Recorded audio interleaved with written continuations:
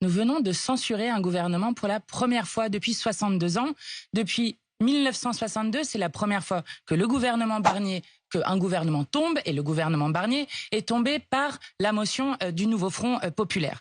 Donc, nous venons de faire tomber un gouvernement, et nous le disons, nous ne participerons pas à un gouvernement d'union nationale, d'abord parce que nous ne voulons pas aller avec ceux qui ont fait passer de force l'abrogation de la retraite à 64 ans et qui refusent d'y renoncer et de l'abroger alors qu'il y a une majorité à l'Assemblée, ceux qui ont supprimé l'impôt de solidarité sur la fortune quand nous voulons le rétablir, ceux qui refusent d'augmenter les salaires, et je pourrais continuer longtemps. Mais surtout parce que... Mais il y en a d'autres comme vous qui diraient la même chose que vous, qui ne veulent pas, en tout cas au moment où on se parle, participer activement à ce gouvernement. C'est le cas des écolos, c'est le cas du Parti socialiste, c'est le cas des communistes, tous ceux qui étaient avec vous dans ce nouveau Front populaire. Et eux, ils y seront. Ils vont y aller tout à l'heure. Ils vont au minimum discuter, voir ce qu'on leur propose, voir s'ils peuvent influer. Avant d'aller plus loin, clique sur s'abonner. Chaque seconde compte. Alors reste avec nous. Fais-le maintenant et abonne-toi. Pourquoi Jean-Luc Mélenchon rassemble autant de soutien malgré les attaques médiatiques? Ce livre décrypte la défiance populaire, la crise démocratique et le réveil citoyen en France. Résistance, le combat pour une nouvelle France maintenant à 9,99 € au lieu de 14,99 €. Mais écoutez, à partir du moment où, par exemple, l'abrogation de la retraite à 64 ans n'est pas une possibilité qui est faite par le gouvernement Bayrou, nous ne participerons à rien alors qu'il y a une majorité dans l'Assemblée et dans le pays. Et je vais vous dire, je crois que l'ensemble du nouveau Front populaire se retrouvera sur le vote de la motion de censure. Parce que si M. Bayrou ne demande pas le vote de confiance, comme c'est le cas dans toutes les démocraties, alors nous déposerons une motion de censure au titre de l'article 49.2 de la Constitution, et je crois que l'ensemble du nouveau Front populaire votera cette motion de censure, puisque c'est le moment, sans vote de confiance, qui décidera qui est dans l'opposition au gouvernement et qui soutient ce gouvernement. Vous le croyez ou vous le savez ? Je le crois, après ça sera à eux de le décider, mais en tout cas je crois qu'il n'est pas possible de ne pas censurer un gouvernement et de continuer la politique macroniste qui a été battue 3 fois dans les urnes. Vous savez, ce qu'on défend, ça s'appelle un principe. Et le principe, c'est de dire qu'en République, la République n'accepte aucun monarque, et encore moins un monarque absolu, et donc que nous respectons la démocratie et nous voulons faire respecter le résultat des urnes. Mais en vous arc-boutant sur vos principes, en quelque sorte, vous n'allez rien faire évoluer. C'est-à-dire qu'en fait, pour vous, c'est tout ou rien. Quand vous entendez les socialistes, et qui sont venus à mon micro la semaine dernière, qui disent bien sûr qu'on est d'accord, ce qu'on voudrait c'est supprimer la réforme des retraites, mais si au moins en allant discuter, on peut obtenir un gel de cette réforme pour ceux qui normalement devaient avoir le coup près, devaient continuer tout d'un coup alors qu'ils étaient proches de la retraite, si pour eux on peut obtenir au minimum le gel de cette réforme, si pour eux on peut obtenir au moins une sorte de conférence sociale pour réfléchir sur la réforme des retraites, pourquoi est-ce que c'est pas mieux que rien? Mais non, parce qu'on prend tout à l'inverse. Regardez, le 7 juillet, qui a gagné, qui est arrivé en tête, certes avec une majorité relative, c'est le nouveau Front populaire. Et donc le nouveau Front populaire doit être appelé au pouvoir, et ensuite nous faisons des compromis avec l'Assemblée nationale. C'est dans ce sens-là que nous devrions le faire. Pourquoi devrions-nous faire des compromis avec ceux qui ont perdus et qui veulent maintenant gouverner? Monsieur Bayrou a 36 députés à l'Assemblée nationale. Monsieur Barnier vient d'une formation politique qui avait 47 députés. Donc Monsieur Bayrou est encore plus minoritaire que ne l'était Monsieur Barnier. Donc maintenant, ça suffit. Mais on est bien d'accord, Mathilde Panot, que peut-être que vos compagnons de route, alors je sais plus si vous êtes très compagnon, pas très compagnon, mais enfin, les socialistes, quand ils disent on va peut-être obtenir pour ceux qui devaient normalement là rajouter encore quelques mois, quelques années, qu'au moins ça ne s'applique pas à eux, vous vous dites pas, mais franchement, on s'est trompé de pas au moins aider cela? Mais non, nous voulons l'abrogation. Il y a une majorité. Comprenez, Madame de Malherbe, il y a une majorité à l'Assemblée nationale. L'abrogation de la retraite à 64 ans a largement gagné. Oui, mais en attendant, c'est pas en attendant. Ce n'est pas possible qu'un homme tout seul, c'est-à-dire Emmanuel Macron, bloque l'abrogation de la réforme des retraites, refuse de reconnaître le résultat des urnes, refuse de reconnaître le suffrage universel.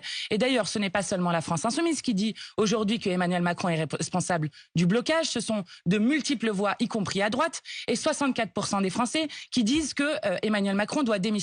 Et même plus d'un Français sur 2 qui dit qu'il faut aller vers la 6e République pour en finir avec un homme seul qui décide. Je rappelle que le plus grand mouvement populaire sur les questions démocratiques de ce pays ces dernières années, ça a été les Gilets jaunes, qui demandaient un pouvoir populaire fort, notamment sur le référendum d'initiative citoyenne et le référendum révocatoire. Et si nous avions le référendum révocatoire, eh bien, nous aurions une sortie positive par le haut. Et c'est effectivement l'objectif que vous continuez à poursuivre, cette question de la démission d'Emmanuel Macron, ou au minimum de sa destitution s'il ne démissionnait pas de lui-même. Mathilde Panot, je sais que les écologistes ont hésité jusqu'à la dernière minute. Ils ont fini par prendre la décision au milieu de la nuit de se rendre tout à l'heure à ce rendez-vous proposé par François Bayrou. Les communistes et les socialistes y seront également. Est-ce que vous estimez que le fait qu'ils y aillent, malgré tout, est une forme de... alors j'allais dire trahison, c'est peut-être trop fort. Je ne sais pas comment vous estimez en tout cas cette décision de leur part. Mais écoutez, chacun choisit sa stratégie. Mais je vais vous dire, il y a une chimère derrière cela. C'est la seule chose que nous disons. Et cette chimère, c'est de laisser penser qu'un gouvernement qui va continuer la politique macroniste, M. Bayrou est le premier soutien d'Emmanuel Macron, ça sera aussi son dernier. Donc qui veut continuer cette politique macroniste et qui ne fait faire aucun compromis. Vous savez qu'avec le nouveau Front Populaire... Mais qui fait aucun compromis? Les macronistes. Enfin, nous avons gagné. Je vais vous dire. Vous venez de nous le dire, c'est tout ou rien. Non, c'est pas tout ou rien en fait. Ce que nous disons, c'est que nous ferons les compromis avec l'Assemblée comme ça se passe dans toutes les démocraties. Vous êtes le gouvernement, vous arrivez avec des projets de loi et vous les discutez à l'Assemblée. Avec le nouveau Front Populaire, nous avons gagné 159 amendements sur la question du budget, notamment pour faire contribuer les plus riches et les multinationales de ce pays et faire en sorte qu'on réponde aux besoins des Français. Tous ces amendements ont été jetés à la poubelle avec le 49.3 qui est une violence démocratique. Donc ceux qui ne sont pas capables de compromis et de comprendre le résultat des urnes s'appellent les macronistes et notamment Emmanuel Macron. On va revenir dans un instant, Mathilde Panot, sur ce que vous demandez sur la question du 49.3, sur la censure que vous allez donc déposer, vous nous l'annoncez ce matin. Je voudrais simplement préciser, notamment pour ceux qui nous regardent sur BFM TV, que les images que vous voyez sont des images en direct de l'arrivée d'Emmanuel Macron sur le tarmac à Mayotte, le président qui est donc arrivé à Mayotte. Mathilde Panot, l'aide qui arrive, il apporte notamment une grande aide humanitaire, des vivres, de l'eau. Est-ce que vous estimez que l'aide est suffisante ? Bon, je crois que ça sera jamais suffisant au vu de l'ampleur des moyens, notamment. Je veux d'abord dire toute mon émotion et ma solidarité aux Mahorais et aux Mahoraises qui sont touchés par la plus grande catastrophe humanitaire depuis des années et des années dans notre pays, avec un nombre de victimes qui est encore inconnu, des gens qui attendent dans l'angoisse des nouvelles de leurs proches, plus de 100 000 personnes qui se retrouvent sans toit, sans eau. Vous savez que notamment la Croix-Rouge a dit que 200 volontaires avaient disparu, et on va probablement savoir le nombre d'enfants qui sont décédés le jour de la rentrée scolaire, en comptant le nombre d'enfants qui ne viennent pas à l'école. Mayotte est un département dans lequel la moitié des habitants sont des enfants. Et j'appelle solennellement, ici à votre micro, le président de la République et le gouvernement, le Premier ministre, à mandater l'UNICEF, qui aujourd'hui n'est pas mandaté et qui pourrait aller aider sur des activités opérationnelles. L'UNICEF qui est la part de l'ONU qui est consacrée Exactement. Justement à la défense de l'enfance. Exactement. Et qui a proposé son aide si le gouvernement français le souhaitait. Et je crois que nous sommes dans une course contre la montre et qu'il faut prendre toutes les aides qu'on peut. En tout cas, je crois que c'est important que le président de la République soit à Mayotte. Ça répare un peu le sentiment de mépris qui avait été ressenti au moment de cette grande catastrophe, avec un Premier ministre nouvellement nommé qui s'était rendu en jet au conseil municipal de Pau. Bon, ce qui avait été vécu comme une violence symbolique très forte de ne pas être physiquement présent à la réunion de crise. Alors, quand vous dites un jet, il faut préciser les choses. Hein. C'est pas un jet comme les jets de milliardaires. Hein. C'est un des avions de la fret présidentielle et gouvernementale. Quand vous dites il a été à Pau, est-ce que ça veut dire aussi que le regard que vous portez aujourd'hui sur le Premier ministre dans sa gestion de cette crise à Mayotte, c'est qu'il est à côté de ce problème, il est passé à côté, il n'a pas vu le drame ?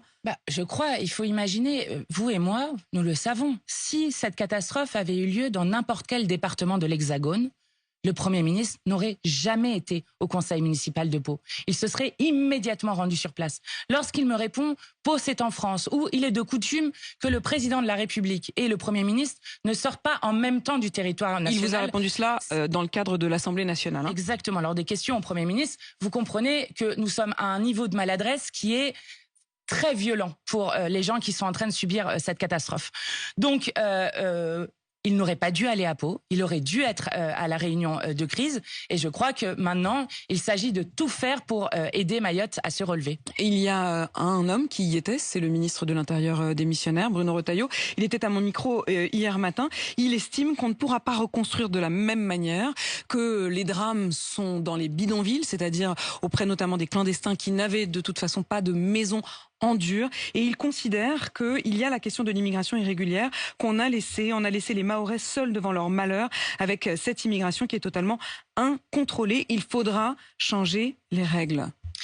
Je trouve ça indigne d'un ministre de l'Intérieur démissionnaire de commencer sur la question de la loi immigration, de revenir sur ces vieilles marottes xénophobes. D'abord parce que je veux que vous réalisiez, Madame de Malherbe, que les premiers qui sont morts et dont probablement on va avoir un bilan qui s'alourdit d'heure en heure et de jour en jour, ce sont justement des personnes en situation irrégulière qui n'ont pas été... qui n'ont pas été dans les abris. Non, mais je vais vous expliquer. La politique qui a été menée a mené à plus de morts. Qui n'ont pas été dans les abris mis en place par la préfecture parce qu'ils avaient peur d'un piège, parce que lors du Covid, quand on leur a demandé d'aller à l'hôpital pour se faire vacciner, c'était en fait un piège pour les expulser. Donc beaucoup de gens sont morts parce qu'ils n'ont pas été dans les abris. Ça, c'est la première chose. La deuxième chose, ils ont fait des opérations Wambushu, où à la fin, on a déplacé les gens d'un bidonville vers un autre avec 80% des gens qui n'ont pas été relogés. Je vais vous dire, Mayotte est en première ligne sur la question des migrations humaines. Nous parlons du destin d'1,2 million de personnes, 900 000 personnes sur l'archipel des Comores, 300 000 personnes qui se trouvent à Mayotte. Donc, ils sont en première ligne des migrations humaines. Et donc, ils devraient être non pas sous-dotés comme ils le sont actuellement, puisque l'État dépense 2 000 € en moyenne en moins par habitant de Mayotte que pour n'importe quel autre département français, mais surdotés pour pouvoir justement faire face à ces enjeux. Mais toute la question, et malheureusement, il faut quand même aussi mettre un peu les pieds dans le plat là-dessus, c'est qu'on ne sait pas exactement combien il y a d'habitants. Donc les chiffres que vous donnez, on ne sait pas si c'est par rapport aux habitants officiellement recensés ou précisément à ceux qui sont là et qui ne sont pas censés être là. Ce que je voudrais, c'est que vous écoutiez ce que dit justement Bruno Retailleau à propos des réactions à gauche qu'ont suscité ces demandes sur l'immigration. Tous ces bien-pensants à gauche, tous ces bien-pensants à gauche et ailleurs d'ailleurs que j'entends depuis hier, eh bien, je souhaite qu'ils aillent au contact des Mahorais, qu'ils sortent de leur bien-pensance, de leur beau quartier parisien, de leur confort intellectuel, médiatique et autres, et qu'ils se confrontent à la réalité. Tous les élus ont le même langage. Tous les élus souhaitent qu'une situation stable redevienne. Quels seront les... On verra le bilan des victimes. Eux-mêmes demandent le changement de la loi, eux-mêmes demandent la fin du droit du sol. Mais bien sûr, c'est eux qui le demandent. Il dit que c'est eux qui le lui ont demandé dès qu'il est arrivé. Alors, la première chose, je rappelle, la moitié des habitants sont des enfants. Donc, ils n'ont pas à prouver légalement s'ils sont présents ou non sur le territoire. C'est la Convention internationale des droits de l'enfant que la France a ratifiée. Ça, c'est la première chose. Deuxième chose, Madame de Malherbe, expliquez-moi en quoi restreindre encore plus le droit du sol qu'il n'est aujourd'hui restreint à Mayotte va solutionner les choses. En aucune manière. Vous savez, on ne peut pas empêcher les gens de circuler. On ne va pas se barricader, on ne va pas jeter les gens à la mer. Donc, la question, c'est de mettre les choses, Mathilde Panot, pour que tout le monde comprenne la règle. Jusqu'à il y a quelques années, une femme qui accouchait à Mayotte, l'enfant, automatiquement, pouvait demander la nationalité française à 18 ans. Ce droit a été légèrement restreint sous Gérald Darmanin, qui a demandé à ce que les parents doivent prouver qu'ils sont légalement là depuis plus de 3 mois. Et ce que Bruno Retailleau veut, c'est que les parents soient régularisés depuis au moins 1 an pour que l'enfant ait le droit à cela. Mais vous savez, Mayotte est dans une situation extrêmement compliquée. Vous avez plus de 75% de la population qui est sous le seuil de pauvreté. Déjà avant le cyclone, une personne sur 3 n'avait pas accès à l'eau courante et 40% de l'habitat est de l'habitat précaire. Mais même dans cette misère dans laquelle est Mayotte aujourd'hui, Mayotte reste 8 fois plus riche en moyenne que ce que ne sont les Comores. Vous croyez vraiment que les gens bougent, circulent, juste pour avoir la nationalité française? Ils bougent parce qu'ils veulent un avenir meilleur pour leurs enfants. Et vous ne pourrez pas empêcher cela. Donc tout ce qui est dit par Monsieur Retailleau est de l'agitation pour montrer qu'on fait quelque chose. Il y a eu une loi immigration, je le rappelle, l'année dernière. Et il y a eu plus de 30 lois sur l'immigration depuis 30 ans. Donc il faut changer de logique. Nous avons une crise de l'accueil dans ce pays. Qu'est-ce que vous répondez à la députée de Mayotte, Estelle Youssoufa, qui traite de charognard LFI? Elle dit, je vais vous résumer la position de LFI sur Mayotte. LFI était vent debout contre Wambushu, qui était donc cette opération qui demandait la destruction des bidonvilles pour la protection même des habitants qui habitaient dedans. Ces bidonvilles sont devenus des cimetières à ciel ouvert avec ce cyclone et LFI s'est opposée à cette opération qui devait mettre tout le monde à l'abri. Elle estime que vous avez une responsabilité dans la mort de ces gens. Wambushu a eu lieu ou pas, Madame de Malherbe? Ça a eu lieu. On sait plus trop, pour être tout à fait honnête. Ça a eu lieu, mais le résultat, c'est 80% des personnes qui n'ont pas été relogées, ce que je disais tout à l'heure. Et donc, qui, évidemment, ont fait des habitats de fortune à plein d'endroits. Mais qu'est-ce que vous répondez à la responsabilité qu'elle vous impute? C'est indigne. En fait, ceux qui sont responsables, c'est aujourd'hui ce gouvernement et les gouvernements précédents qui, depuis 20 ans, sous-investissent à Mayotte. Et donc, il faut redonner les moyens à Mayotte, non pas juste qu'elle soit au même niveau que les autres départements français, mais même surdotée pour faire face aux défis auxquels elle doit faire face. Et moi, je veux juste vous dire quelque chose. On ne parle jamais de la cause dont nous sommes en train de parler. Ce n'est pas le cyclone du siècle. Nous sommes entrés dans le siècle des cyclones, des tempêtes, des ouragans, des séismes. Et nous avions, nous, demandé à la France Insoumise et gagné une commission d'enquête sur la question des risques naturels majeurs en Outre-mer qui a ensuite été sabotée. Je rappelle qu'en 2018, Emmanuel Macron avait promis en grande pompe une loi de la prévention sur les risques naturels majeurs qui n'a jamais vu le jour. Quand vous regardez, par exemple, la Martinique, vous avez 40 000 logements vétustes. La Guadeloupe, 35 000. La Réunion, vous avez 4 personnes sur 10 qui sont mal logées. Donc, nous sommes entrés dans le siècle de l'incertitude et du dérèglement climatique. Et la question, c'est celle de l'adaptation. Donc, il faut mettre les moyens sur cette question. S'adapter, mettre les moyens. Et je rappelle donc que vous vivez en direct sur BFM TV. Je le décris pour ceux qui nous écoutent sur RMC. Donc, l'arrivée du président Emmanuel Macron, qui est arrivé il y a quelques minutes à Mayotte. S'il s'exprime et qu'il prend la parole, évidemment, nous l'écouterons en direct. Mathilde Panot, je voudrais revenir à ce qui se passe donc du côté du gouvernement avec cette réunion à 14h tout à l'heure. Vous l'avez dit, vous censurerez quoi qu'il arrive? Mais même si François Bayrou cet après-midi, par exemple, s'engageait à ne pas utiliser le 49.3. Mais oui, enfin, comprenez, nous voulons que le résultat des urnes soit respecté. Monsieur Barnier n'a pas fait l'automne, Monsieur Bayrou ne fera pas l'hiver. Maintenant, ça suffit de nous faire perdre du temps. Nous sommes dans une situation dramatique. Il y a 66 000 défaillances d'entreprises, dont la plupart sont des entreprises de moins de 11 salariés et même de moins de 3 salariés, des petites boulangeries, des restaurants, des petits commerces qui sont en train d'avoir le plus grand plan de licenciement silencieux. Nous avons 300 plans de licenciement. Nous avons un Français sur 3 qui se prive régulièrement de repas pour pouvoir nourrir ses enfants. Mais précisément, donc ça suffit de nous faire perdre du temps. Qu'ils demandent le vote de confiance, comme dans toutes les démocraties, et on verra. S'il demande un vote de confiance, on a bien compris que de toute façon, vous ne l'accorderiez pas. Bien sûr. Voilà, je veux dire, soit il demande un vote de confiance, vous voterez contre, soit il ne le fait pas, vous voterez contre, mais par une motion de censure. Exactement. Mais la motion de censure qui jouera le rôle de motion de défiance. Vous entendez justement tous ces patrons, mais y compris ces petits patrons, ces artisans, ces commerçants qui disent nous avons besoin de stabilité.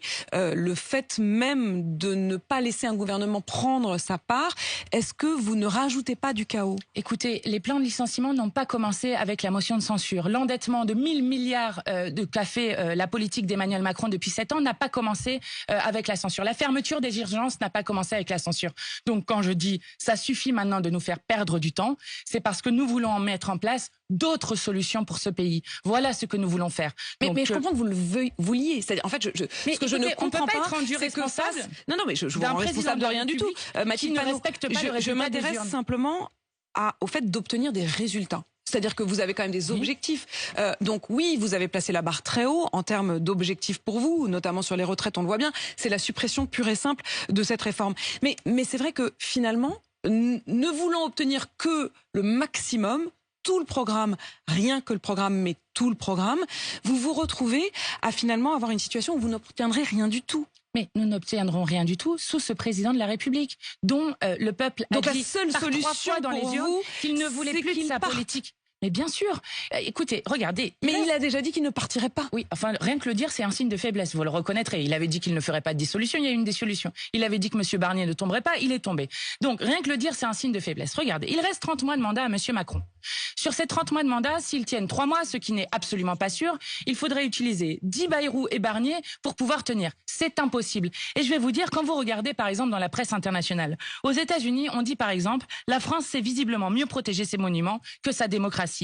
En Italie, on parle du plus narcissique des présidents français. En Suisse, du saboteur de la 5e République. Vous n'avez pas besoin d'aller chercher dans la presse étrangère. Mais ce que je veux dire, c'est que tout le monde comprend qu'aujourd'hui, celui qui est responsable du blocage, qui nous fait perdre du temps, c'est un président de la République. Oui, d'accord. Mais à un moment, dans des situations, quand vous êtes dans des situations de blocage, moi, je ne connais qu'une seule solution. Je suis une démocrate. C'est le retour aux urnes. Vous aurez remarqué que M. Scholz, par exemple, a été renversé cette semaine sur un vote de confiance et que les Allemands, le peuple allemand, va lui aussi retourner aux urnes Voilà ce qui permet de revenir vers la démocratie. Vous m'accorderez que le système n'est pas tout à fait le même et qu'en l'occurrence, le peuple français est revenu aux urnes puisqu'il y a eu dissolution. Oui, simplement, la règle, clarifier la situation politique avec un président de la République qui refuse de reconnaître ce même résultat des urnes. Mathilde Panot, vous direz quoi quand vous allez les retrouver, aux socialistes, aux écologistes, aux communistes ?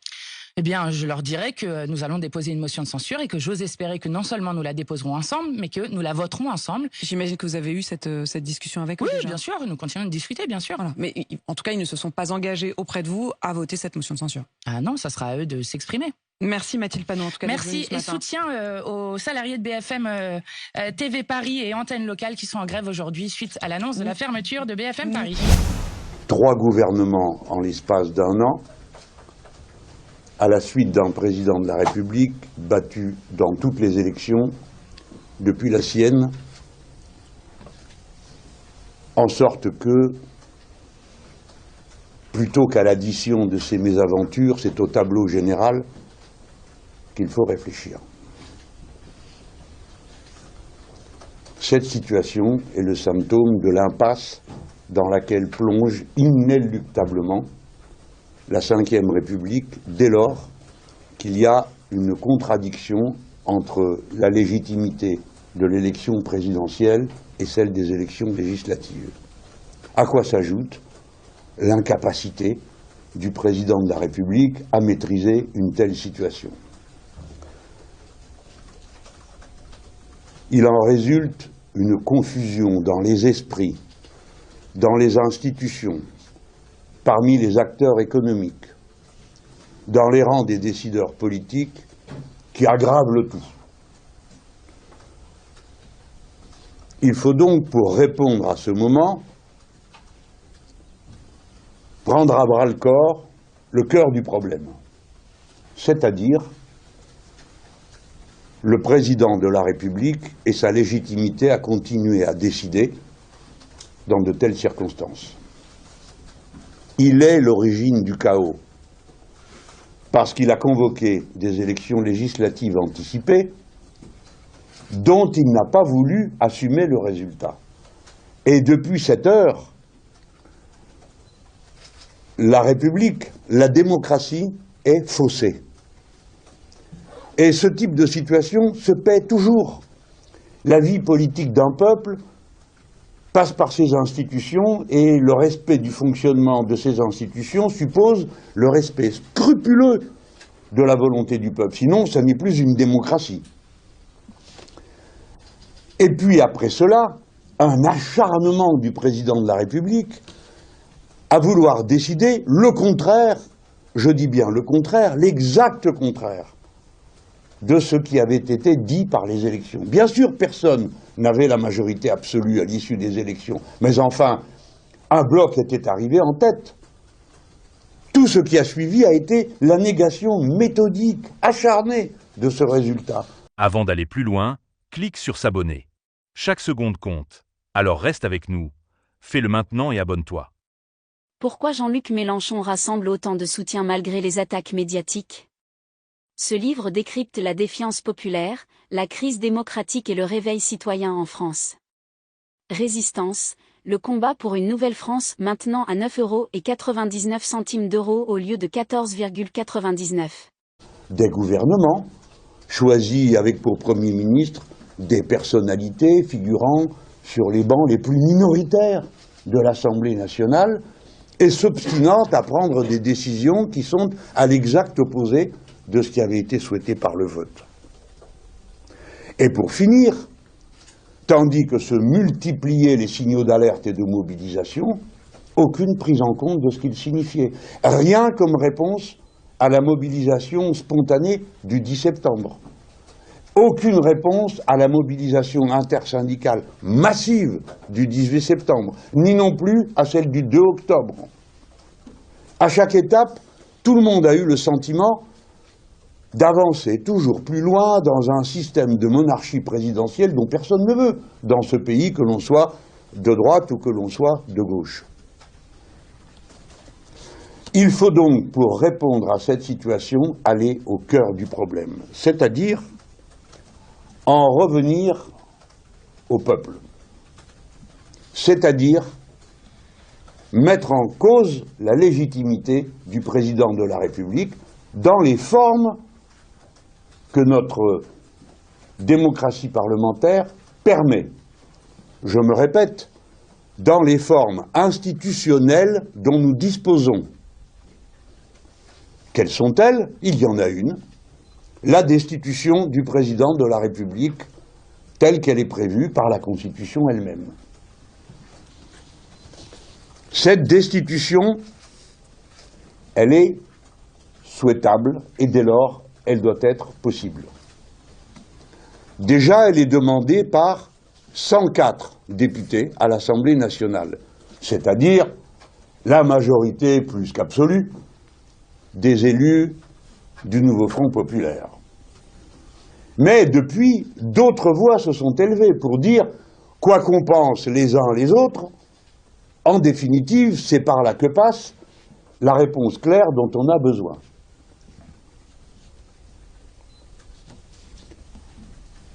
Et c'est en effet, telle qu'est la culture politique de notre peuple, à cette étape, après tout ce que nous venons de vivre, la confusion qui règne, l'absurdité qu'il y aurait à imaginer quelque combinaison que ce soit reposant sur l'Assemblée nationale telle qu'elle est, puisque tout a été essayé sans succès. Notre proposition à l'époque de nommer un Premier ministre issu du NFP, puis l'échec d'à peu près toutes les formations politiques de droite. Puisque tout a échoué, il faut donc en revenir à la décision du seul souverain que connaît ce pays, le peuple. Le retour au peuple est la réponse que les démocraties apportent lorsqu'elles se trouvent dans une impasse. Nous sommes dans une impasse, personne ne peut le nier. Aussi longtemps qu'on tardera à régler le cœur du problème, tout ne fera qu'empirer et s'aggraver. Plus on imaginera des combinaisons, des accords contre nature pour parvenir à je ne sais quelle solution gouvernementale, plus on aggravera la crise. Aux yeux du monde, aux yeux de tous ceux qui regardent à cette heure, on a besoin d'une solution claire, nette, franche et massive, pour reprendre un vocabulaire que vous connaissez. En France, le peuple est et doit rester son propre maître. Et quoi qu'il arrive, nous autres, qui avons été élus sur un même programme et qui siégeons pour l'essentiel et votons pour l'essentiel de la même manière au fil des discussions et des votes à l'Assemblée nationale, notre devoir, conformément au mandat que nous avons reçu dans cette élection de 2024, est de nous retrouver pour examiner tous les moyens qui nous permettent de faire face à la nouvelle situation. Et en particulier, quelle suite comptons-nous donner ensemble à la motion de destitution? Aussi longtemps que le président de la République ne se sera pas exprimé, puisqu'il est, dans cette circonstance, le maître des événements. Il nous appartient de répondre à ce que nous voyons, et ce que nous voyons appelle notre demande de sa démission ou de son départ par un vote des assemblées. Et ensuite, nous verrons. Mais il faut le faire avec le sens des responsabilités. Et quoi qu'il ait pu se produire, de la volonté d'apporter une réponse qui soit une issue gouvernementale pour notre peuple et une issue claire. Bref, le peuple est son propre maître. À tous ceux qui m'entendent, qui m'écoutent, je le rappelle, nous sommes toujours, nous autres Français, tirés d'affaire, chaque fois que nous avons fait, sans barguigner, appel au peuple pour qu'il décide lui-même de ce qui doit être fait. Et ce qu'il décidera sera la loi générale. Il n'y a donc pas à avoir peur du vote populaire. Au contraire, il faut le solliciter en lui donnant les moyens de prendre la décision jusqu'au bout. Voilà pourquoi nous nous prononçons comme je suis en train de le faire au nom de tous mes camarades. Que chacun se dise qu'il est le maître de l'histoire de France. Il n'en est pas l'objet, il en est l'acteur. Chacun. Tant et si bien que je ne saurais conclure à cet instant sans inviter chacun, chacune, à prendre sa part de responsabilité. Qu'elle aille vérifier qu'il est correctement inscrit sur les listes électorales. Et s'il n'y est pas, qu'il y aille, parce que, d'une manière ou d'une autre, incessamment, le peuple français sera de nouveau convoqué à donner son avis. Il faut qu'on l'autorise, il faut qu'il lui soit permis d'aller au bout de sa démarche. Voilà notre vœu à cette heure. Aucune combinaison, aucune magouille, aucune entente de derrière les rideaux ne peut se substituer à l'exigence que le peuple se prononce. Il est le seul maître de ce pays et tel est le fond de toute notre philosophie politique. Je vais maintenant, comme je le fais à chacune de nos rencontres, aller de mon côté et les dirigeants du mouvement insoumis répondront aux questions que vous voudrez bien leur poser. Merci en tout cas de m'avoir écouté. Bon courage. Allez, une dernière ou deux dernières questions, oui. Allez. Pour être clair, en cas de dissolution, est-ce que vous êtes prêt à reconduire l'accord du NFP tel qu'il a été conduit l'année dernière avec la répartition des circonscriptions, les candidatures uniques, y compris avec le Parti socialiste ou pas Sacha. Bon, j'avais l'impression d'avoir été clair. Mais je vais le refaire. Mais moi, vous entendez que je ne peux pas décider à la place des autres organisations politiques de quelles seront leurs positions. Vous avez demandé quelle est notre position à nous. Notre position à nous, comme je l'ai dit tout à l'heure, c'est y compris celle qu'on a déjà remis sur la table il y a quelques semaines au moment de la fête de l'Humanité. Nous proposons aux différentes formations politiques qui sont d'accord pour se réunir sur la base du programme du nouveau Front populaire de présenter des candidatures communes porteuses et porteurs de ce programme. Voilà, je crois que je ne peux pas être plus clair que ce que je viens de dire à cet instant. Enfin, il n'y a pas eu de dissolution. Il n'y a pas eu de dissolution, il n'y a pas eu encore de réunion. Oui, mais on peut avoir des coups d'avance et pas forcément vous les dire aussi, vous voyez. On peut avoir un départ d'Emmanuel Macron. Donc, chaque chose en son temps, pas à pas. Je crois que notre message est assez clair. Aujourd'hui, de notre point de vue, la solution pour sortir de l'impasse dans laquelle est le pays, ce n'est pas la nomination, Éric Coquerel a répondu d'un autre gouvernement, ce n'est pas non plus, et je crois qu'on a donné un certain nombre d'arguments pour ça, la dissolution de l'Assemblée nationale, c'est le départ du président de la République, sa démission ou sa destitution. Voilà, c'est le message principal qu'on veut faire passer aujourd'hui, et on est prêt à discuter avec l'ensemble des formations politiques qui partagent un programme commun, celui du nouveau Front populaire, pour être capable de faire face aux différentes hypothèses qui vont être sur la table dans les prochaines heures et dans les prochains jours. Oui. Désolé, je connais un peu, mais ça arrive. L'après, ils partagent le programme de rupture du Front populaire. Oui. Mais ils ne sont pas dans les partis fondateurs. Mais on vous parle d'une proposition. Non, mais on vous parle d'une proposition de rencontre. Cette proposition de rencontre, il est quand même normal qu'elle s'adresse dans un premier temps à celles et ceux avec qui nous avions discuté l'année dernière. Bon. Donc, chaque chose en son temps, si vous voulez bien. Je ne sais pas si vous avez votre carte ou je ne sais quoi, mais là, pour l'instant, je crois que notre proposition est claire. C'est dans le titre de notre tweet. Je crois l'avoir détaillé suffisamment. Et je vous propose qu'on puisse se retrouver régulièrement, ne vous inquiétez pas. Il est possible qu'on se voit de manière assez régulière dans les prochaines heures et dans les prochains jours. Et je vous promets, on vous informera de l'avancée de toutes ces discussions et de toutes ces initiatives. Alors, on est à votre écoute si vous avez des questions. Oui. Bonjour. Sandrine Cassini, Journal Le Monde. Plusieurs questions. Donc, vous avez invité les deux formations de gauche à se réunir. C'est uniquement pour évoquer la destitution du président de la République ou c'est aussi pour évoquer une éventuelle dissolution si elle est prononcée par Emmanuel Macron? Première question. Deuxième question, est-ce que tous les partis politiques sont invités de gauche, c'est-à-dire également l'après, par exemple, vos anciens camarades? Alors, pour répondre à votre première question, je pense que notre message de proposition de réunion commune adressé aux composantes fondatrices de la NUPES et du nouveau Front populaire, je crois que le message est assez clair. La situation politique est totalement inédite, totalement nouvelle. Elle nécessite que chacun prenne ses devoirs et ses responsabilités.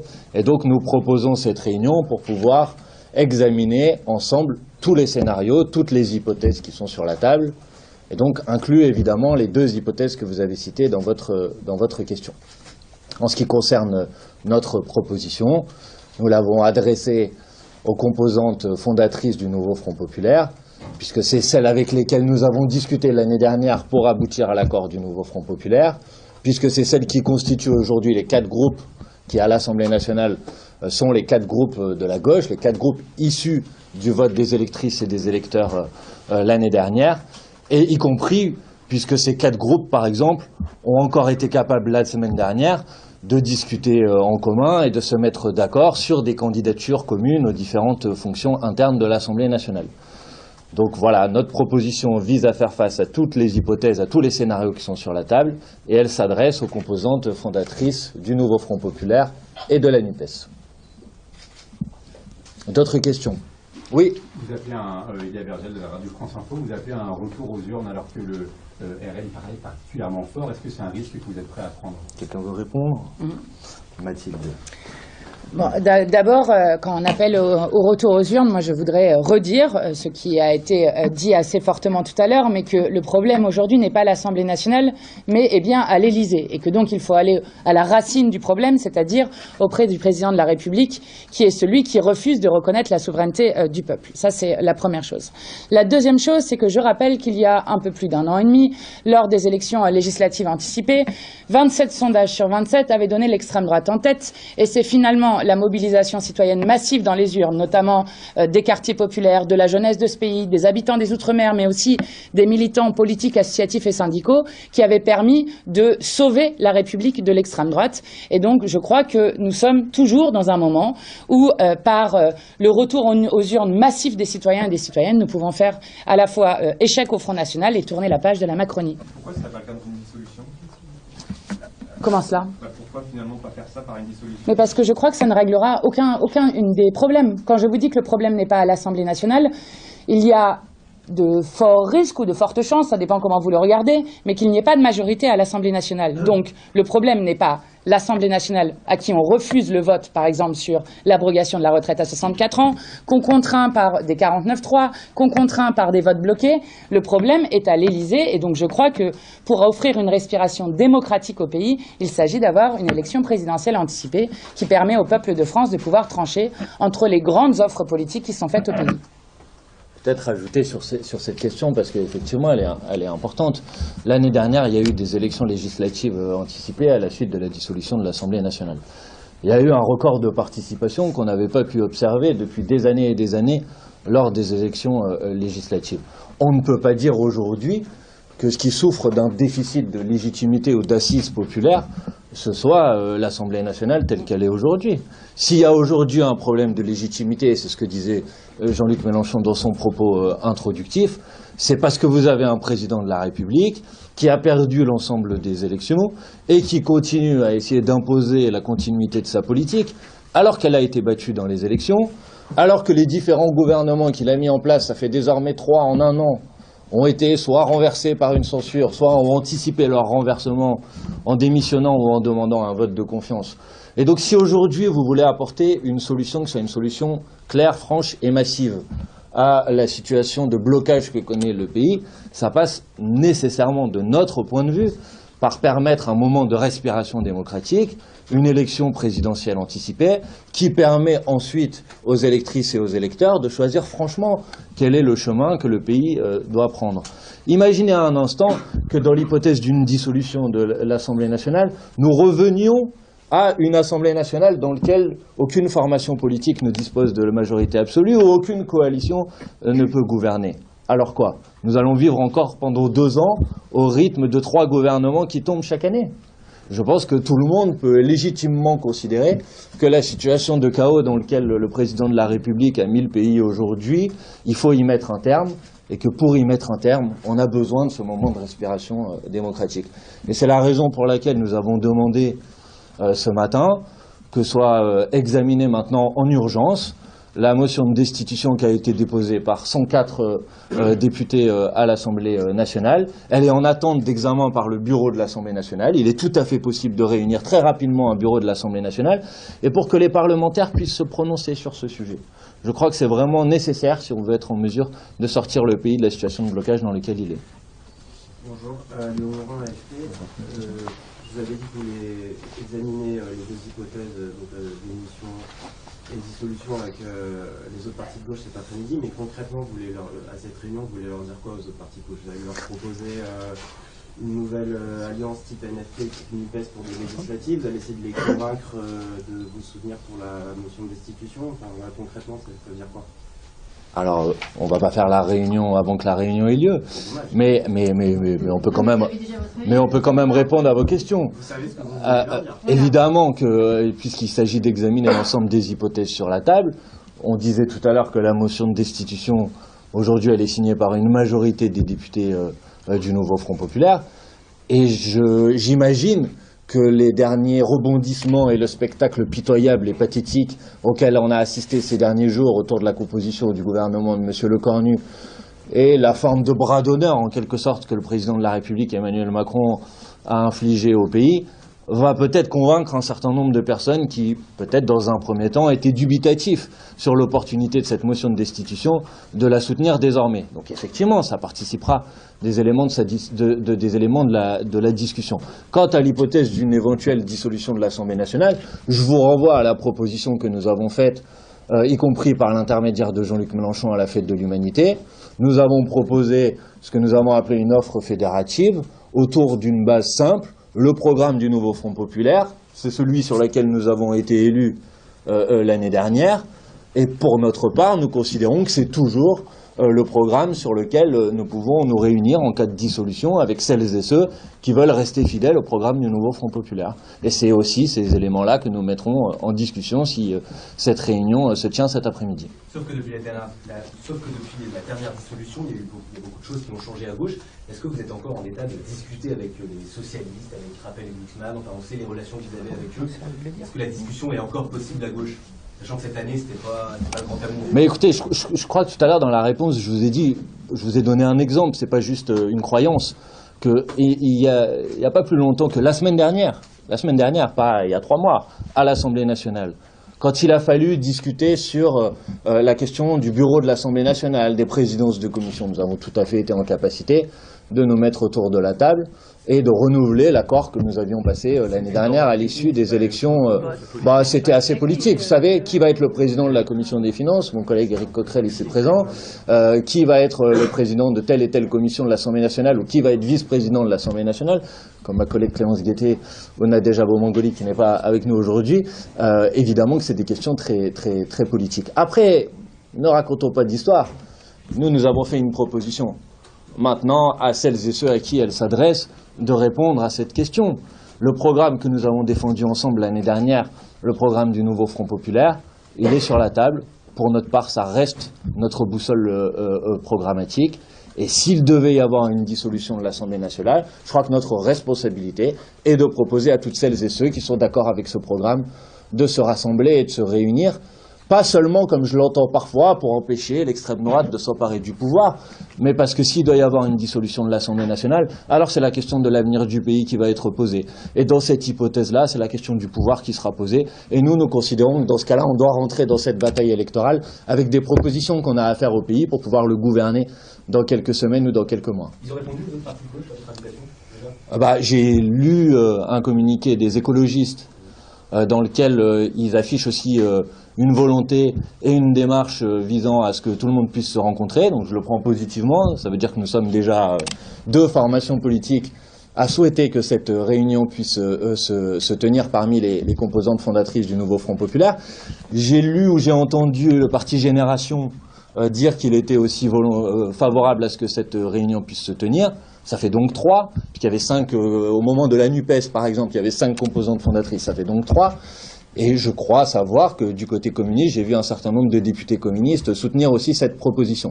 Donc je crois que les choses avancent progressivement et j'espère que cette réunion pourra se tenir le plus rapidement possible. Vous n'avez pas évoqué l'hypothèse d'une nomination d'un Premier ministre de gauche. Est-ce que c'est une hypothèse qui n'existe pas dans votre esprit? Et si elle devait advenir, quelle serait votre position?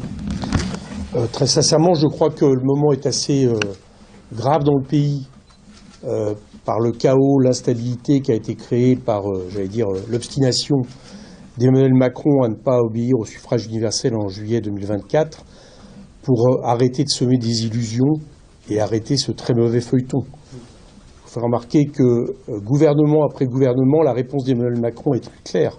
C'est des gouvernements toujours plus à droite qui sont proposés. Donc je pense que la réponse est sur la table et qu'il faut arrêter, j'allais dire, de contourner la vraie solution. Et la vraie solution, c'est le retour au peuple. On a eu plusieurs jours de mobilisation syndicale également. Est-ce que vous allez concerter Force ouvrière, la CGT, lors de vos négociations pour proposer une solution claire et assez simple? Écoutez, le sujet, l'actualité, la question n'est pas sur la table. Maintenant, je vous rappelle une chose, c'est que le nouveau Front populaire tel que nous l'avions voulu et fait en juillet 2024 s'adressait au-delà des partis politiques. Il y avait les partis politiques, mais il y avait aussi, vu la situation et la gravité, un appel aux associations, aux organisations, aux citoyens. Certains avaient répondu d'ailleurs en s'engageant. Bon, je ne doute pas que nous ferions de même si nous avions, j'allais dire, une élection à affronter, ce que nous souhaitons. Donc voilà, c'est la réponse. Ce qui avait fonctionné la dernière fois, nous ne voyons pas pourquoi ça ne fonctionnerait pas. Et nous, populaires, je vous le rappelle, se référait à une période de 36 où déjà, à l'époque, on avait appelé les syndicats, les associations, les collectifs citoyens, la société à s'unir avec les partis qui en faisaient partie. Donc je pense que ça peut être exactement sur le même thème. Remarquer quelque chose. Il se trouve que dans la précédente mandature, alors qu'il y avait beaucoup plus de macronistes que ce qu'il y a aujourd'hui, il y avait déjà une majorité pour voter contre la retraite à 64 ans. D'où le 49.3. D'où le 49.3, l'imposition contre l'ensemble des syndicats et le passage en force contre l'immense majorité du peuple qui ne voulait pas se faire voler 2 ans de retraite. Nous avons un contrat de législature sur lequel ont été élus les 193 députés du nouveau Front populaire. Nous faisons ce que nous avons dit que nous ferions et c'est ça, tenir parole et tenir ses convictions. Ensuite, le Rassemblement national fera bien ce qu'il veut et je suis même surprise qu'ils aient annoncé qu'ils voteraient cette loi puisqu'ils ont fait alliance avec les LR de Ciotti qui, eux, défendent la retraite à 65, voire 66 ans. Donc ce seront eux qui se débrouilleront avec leurs propres contradictions. Mais ce que je veux dire par là, c'est que nous, contrairement aux macronistes, nous n'avons jamais mis dans aucune urne, que ce soit dans le pays ou à l'Assemblée nationale, un bulletin de vote pour l'extrême droite. Ce qu'ont fait les macronistes, non seulement lors de l'élection des vice-présidents de l'Assemblée nationale en 2022, en votant pour 2 députés RN comme vice-présidents de l'Assemblée, mais en faisant, je crois, encore pire, en votant une loi immigration main dans la main avec le Rassemblement national, qui, pour le coup, inscrivait directement dans la loi des mesures du Front national de Jean-Marie Le Pen, notamment la question de la préférence nationale. Donc je vais vous dire, nous tenons notre parole. Nous avons un programme, un contrat de législature et je crois que sur beaucoup des mesures, nous aurons une majorité à l'Assemblée nationale qui n'a rien à voir avec l'extrême droite que nous combattons à chaque moment. Voilà qui est dit pour le rôle à l'Assemblée et justement cette fameuse réforme des retraites, abrogée ou non. L'avenir le dira. En tout cas, il y a aussi ce qui nous occupe ce soir, c'est-à-dire la proposition de ce nom, Lucie Castet, à gauche pour le nouveau Front populaire. Est-ce qu'elle est, selon vous, LFI compatible? Parce qu'elle n'est pas, j'allais dire, extrême sur l'échiquier de la gauche, elle est plutôt socialiste à la base, en tout cas elle l'a été à un moment. Est-ce que selon vous c'est un bon choix quand même? J'imagine que oui, vous allez me dire qu'elle a été obtenue par consensus. Oui. Avant d'aller plus loin, clique sur s'abonner. Chaque seconde compte. Alors reste avec nous. Fais-le maintenant et abonne-toi. Pourquoi Jean-Luc Mélenchon rassemble autant de soutien malgré les attaques médiatiques? Ce livre décrypte la défiance populaire, la crise démocratique et le réveil citoyen en France. Résistance, le combat pour une nouvelle France maintenant à 9,99 € au lieu de 14,99 €. Le nom de Lucie Castet comme candidate pour Matignon et donc pour la primature a été obtenu à un consensus. Donc nous avons travaillé plusieurs jours avec les différentes composantes du nouveau Front populaire. Et Lucie Castet a plusieurs avantages pour être première ministre du nouveau Front populaire. D'abord, c'est celle qui a cofondé le collectif Nos services publics. Or, on voit bien dans le pays que les services publics sont dévastés et donc il y a impérativement besoin, notamment pour le programme du nouveau Front populaire, de rendre l'école réellement gratuite pour tous les enfants de ce pays, ou encore, c'est une de celles qui est le mieux disposée pour faire la conférence pour remettre à pied l'hôpital public dans ce pays. Ensuite, Lucie Castet est une haute fonctionnaire qui, connaît très bien les questions de lutte contre la fraude fiscale, l'évasion fiscale, contre le blanchiment d'argent, et donc est quelqu'un qui a un haut niveau de technicité, notamment pour aller chercher l'argent dans les bonnes poches, dans la 7e puissance économique au monde. Et ça ne vous a pas échappé que nous allons commencer probablement par un budget, après nos mesures d'urgence, et que donc c'est intéressant d'avoir un profil comme elle. Enfin, Lucie Castet, pour continuer sur 2 derniers points qui me tiennent à cœur, a été extrêmement active contre la retraite à 64 ans, et elle a d'ailleurs annoncé qu'une des premières mesures qui correspond à nos mesures d'urgence serait l'abrogation de la réforme de la retraite à 64 ans. C'est aussi une des animatrices du collectif de l'Observatoire national contre l'extrême droite, et là aussi c'est très précieux dans le moment que nous vivons. Donc oui, c'est une candidature au consensus, évidemment, nous la soutenons, et je trouve que l'interview d'Emmanuel Macron est d'une violence inouïe dans le déni démocratique de ce qu'il est en train de poser. Il a reconnu sa défaite. Alors, il a reconnu sa défaite, mais il refuse de reconnaître que le nouveau Front populaire est la première force politique à l'Assemblée nationale. Et pire que cela, vous avez un président de la République, alors que nous avons... C'est la tradition républicaine. La coalition arrivée en tête propose un nom au président de la République. Alors que nous proposons un nom, lorsque vos collègues journalistes lui ont posé la question, il a juste répondu « ce n'est pas le sujet ». Mais dans quelle démocratie le président de la République dit « ce n'est pas le sujet » lorsqu'on propose un nom de première ministre? Mais ce qu'il dit, c'est qu'en effet, le NFP est la première force, mais ce n'est pas une majorité. Et ça, forcément, ça bloque. Il joue aussi son jeu politique. Est-ce que Emmanuel Macron, en 2022, avait une majorité? La réponse est non. Et pourtant, il a gouverné. Oui, mais il a dit dans l'interview, regardez, le nouveau Front populaire n'a pas réussi à faire élire son candidat à la présidence de l'Assemblée. Donc on pourrait vous dire, en 2022, Emmanuel Macron, il a réussi à faire élire déjà une première fois Yaël Braun-Pivet. Donc peut-être qu'il avait plus de majorité en 2022 que vous en 2024, puisque M. Chassaigne n'est pas... Je vous interromps, Guillaume, parce qu'on va écouter Emmanuel Macron qui justement s'exprime à l'instant. Le nouveau Front populaire que vous évoquiez, qui a donc un programme, qui a donc une candidate depuis ce soir qui s'appelle Lucie Castet. Est-ce que vous allez l'appeler demain pour lui dire venez me voir, on va voir si vous pouvez composer un gouvernement? Le sujet n'est pas là. Le sujet n'est pas... Non, le sujet n'est pas un nom donné par une formation politique. L'exemple que nous venons d'avoir avec M. Chassaigne, d'ailleurs, dit tout cela. C'est un candidat tout à fait estimable, expérimenté, et il n'a pas eu la majorité, il n'a pas été élu au perchoir, à la présidence de l'Assemblée nationale. Et donc, la question n'est pas un nom, la question c'est quelle majorité peut se dégager à l'Assemblée pour que un gouvernement de la France puisse passer des réformes, passer un budget et faire avancer le pays. Voilà, Emmanuel Macron, il y a quelques instants.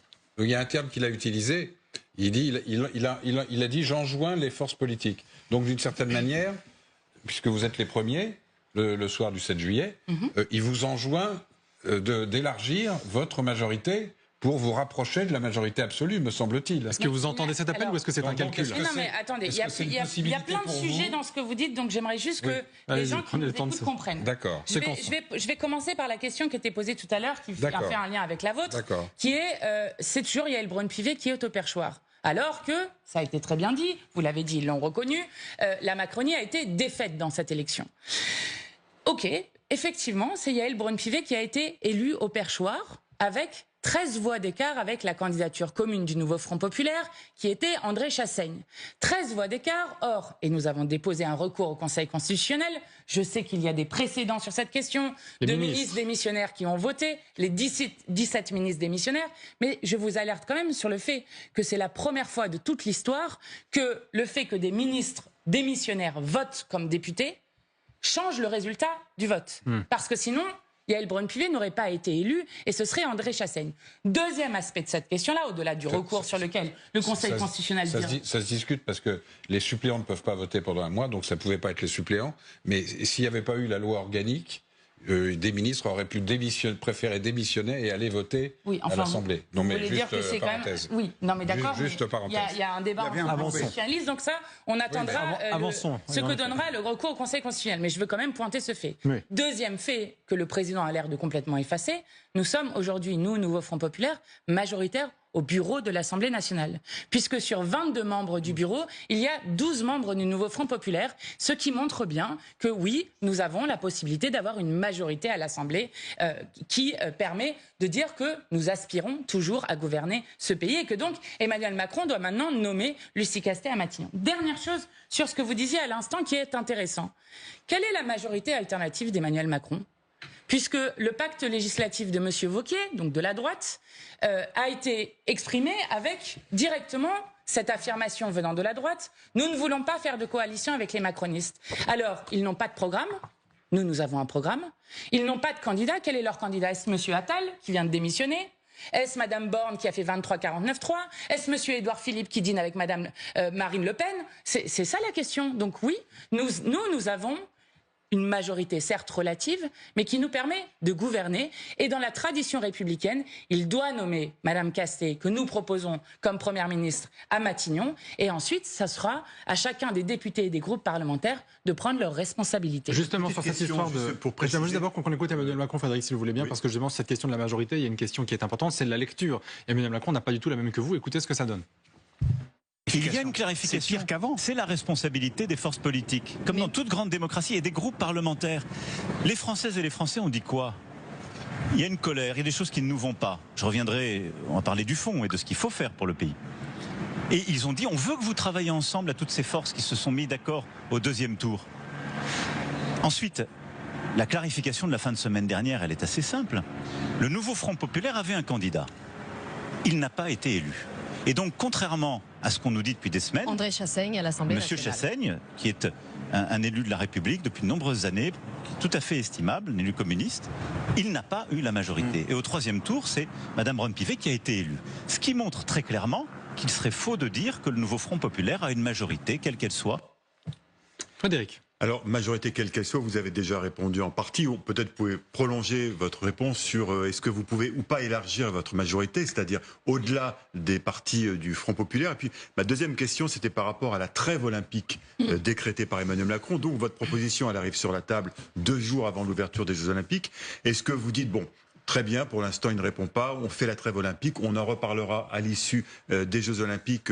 On remettra ce nom Lucie Castet sur la table. Ou est-ce que vous dites non, il faut la nommer tout de suite, y compris pendant les Jeux Olympiques, quitte à ce que ça brouille un peu le message de la France à l'international pendant ces Jeux Olympiques? Mais vous êtes quand même d'accord que ce n'est pas nous qui avons décidé une dissolution à un peu plus d'1 mois des Jeux Olympiques. Tout à fait. C'est Emmanuel Macron qui a décidé de mettre le pays en disant suite à la défaite aux élections européennes, nous allons faire, je cite ces mots, une clarification politique.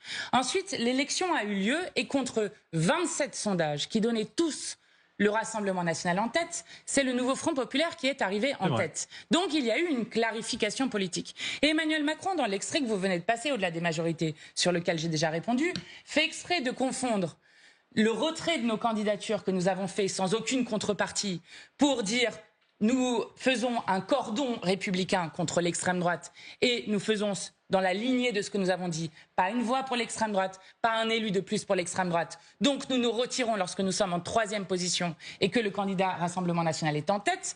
Eh bien, il fait exprès de confondre ça avec une sorte de programme commun où les Français et les Françaises auraient demandé et décidé que nous gouvernions avec les macronistes. Ce qui est issu de l'élection législative, c'est justement le peuple français qui a dit non à Emmanuel Macron. Et bien maintenant, Emmanuel Macron vient à la télé nous expliquer qu'il faudrait dire oui à Emmanuel Macron. Eh bien, c'est hors de question. C'est hors de question. Mais justement, sur cette question de l'élargissement... Ils ont dit non à Emmanuel Macron, j'ajoutais et au Rassemblement national. Tout à fait. Nous avons fait battre le Rassemblement national aussi, même s'il faut continuer de le faire reculer. Mathilde Panot, sur la question de l'élargissement, pour trouver un profil qui convienne à tout le monde. Vous dites aujourd'hui c'est impossible, c'est une manœuvre politique d'Emmanuel Macron, on ne pourra jamais trouver personne qui soit plus consensuel aujourd'hui que la candidate que vous proposez à gauche? Mais écoutez, nous avons une candidature qui est une candidature sérieuse, crédible, et d'ailleurs nous ne sommes pas nous les seuls à le dire, c'est une énarque. Mais qui ne représente pas l'entièreté de l'Assemblée, en effet, de ce point de vue-là. Mais alors, mais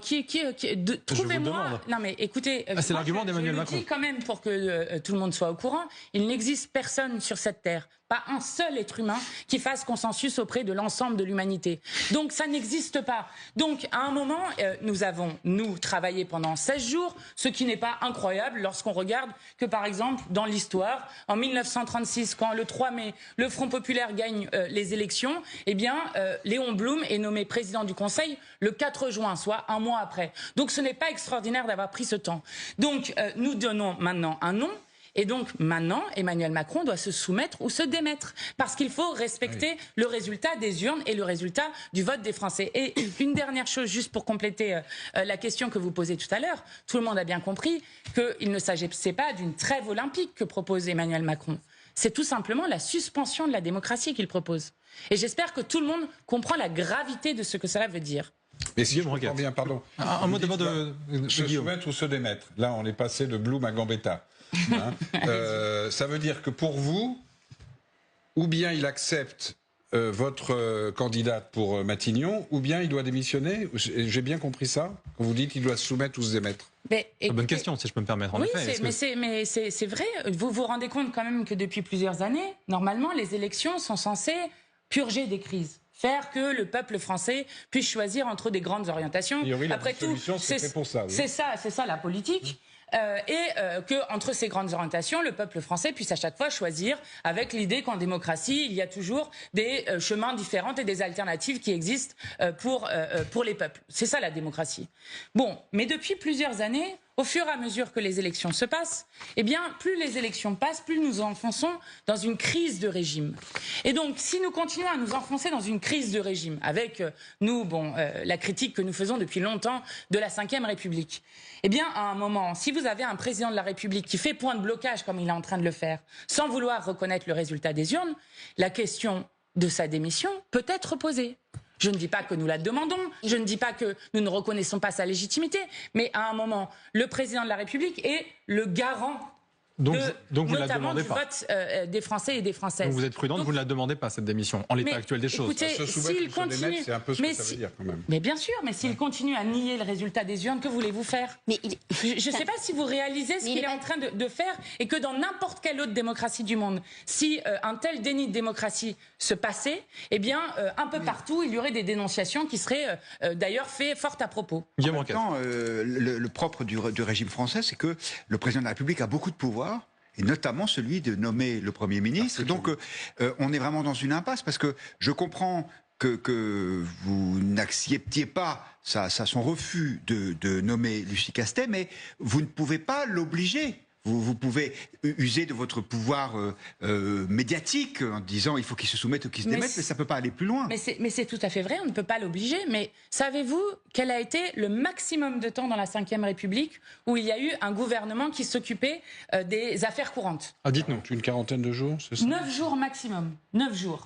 C'est en moyenne quelques jours, mais 9 jours maximum. Nous sommes en train d'avoir un président de la République qui annonce qu'il ne nommera pas de gouvernement avant mi-août, et qui explique qu'en quelque sorte, on va pouvoir continuer avec un pouvoir qui a été défait dans les urnes, et pas défait une seule fois avec les élections législatives, mais défait aussi dans les élections européennes, et qui explique que l'urgence n'est pas à détruire ce que eux ont fait, les macronistes ont fait. Mais si ce sur quoi les gens ont voté, certes aussi avec le barrage contre l'extrême droite, ce que j'intègre dans ma réflexion, mais ce sur quoi les gens ont voté, quand vous regardez le contrat de législature, parce que nous avons toujours été clairs sur ce que nous proposions. Nous sommes même les seuls à avoir fait d'ailleurs un chiffrage de notre programme. Eh bien, ce pourquoi les gens ont voté, c'est justement pour reconstruire tout ce que Macron a détruit. Pas pour continuer une politique qu'ils détestent, qu'ils abhorrent et qu'ils ont battue dans les urnes. Donc, si vous ne comprenez pas le problème démocratique qui est posé par le blocage d'un personnage qui continue de faire comme s'il avait, certes avec la Ve République, mais un pouvoir qui lui permet même de nier le résultat des urnes, nous allons avoir une crise de régime très grave dans ce pays. Dans cette interview, Mathilde Panot défend la stratégie de la France insoumise après les élections législatives. Pour la présidente du groupe LFI, le nouveau Front populaire, arrivé en tête du scrutin, possède la légitimité démocratique pour gouverner. Elle estime que la candidature de Lucie Castet à Matignon traduit cette volonté de respecter le verdict des urnes et accuse Emmanuel Macron de prolonger une crise politique en refusant, selon elle, de reconnaître le résultat des élections. Au-delà de l'actualité immédiate, Mathilde Panot développe une réflexion sur le fonctionnement des institutions françaises. Selon elle, la VE République concentre un pouvoir trop important entre les mains du président, au risque de créer des blocages lorsque la majorité parlementaire évolue. Cette critique s'inscrit dans une tradition ancienne de la gauche française. Dès les années 1960, François Mitterrand, dans le coup d'État permanent, dénonçait déjà une présidence qu'il jugeait excessivement dominante et appelait à un meilleur équilibre entre l'exécutif et la représentation nationale. La députée insiste également sur la fidélité aux engagements électoraux. Pour elle, gouverner implique d'appliquer le programme présenté aux électeurs avant toute recherche de compromis parlementaire. Cette conception rappelle la pensée de Jean Jaurès, qui considérait que la démocratie ne se limite pas au vote, mais repose aussi sur le respect de la parole donnée au peuple et sur la responsabilité des élus devant leurs électeurs. Enfin, Mathilde Panot voit dans la crise politique actuelle le symptôme d'un malaise institutionnel plus profond. Elle défend l'idée d'une refondation démocratique permettant de redonner davantage de pouvoir au Parlement et aux citoyens. Une réflexion qui fait écho aux travaux du philosophe Cornelius Castoriadis, pour qui une démocratie vivante suppose une participation permanente du peuple aux décisions collectives et une remise en question régulière des institutions lorsqu'elles ne répondent plus aux attentes de la société. Vous suivez les débats de Jean-Luc Mélenchon sur cette chaîne ? Allez plus loin dans l'analyse. Découvrez comment Raymond Aron décortique les discours de la France insoumise et les rouages du pouvoir. Un e-book de 134 pages pour comprendre pourquoi le système tremble. 9,99 € au lieu de 15 €. Cliquez sur le premier lien en description. Et si la colère du peuple français avait enfin un livre ? Résistance, le combat pour une nouvelle France décrypte les médias, les élites, la crise sociale et le réveil citoyen. Disponible maintenant à seulement 9,99 € au lieu de 14,99 €. Le lien est en description. Si tu fais partie de ceux qui veulent comprendre avant de réagir, abonne-toi, active la cloche des notifications et partage la vidéo, même à une seule personne, ça aide énormément.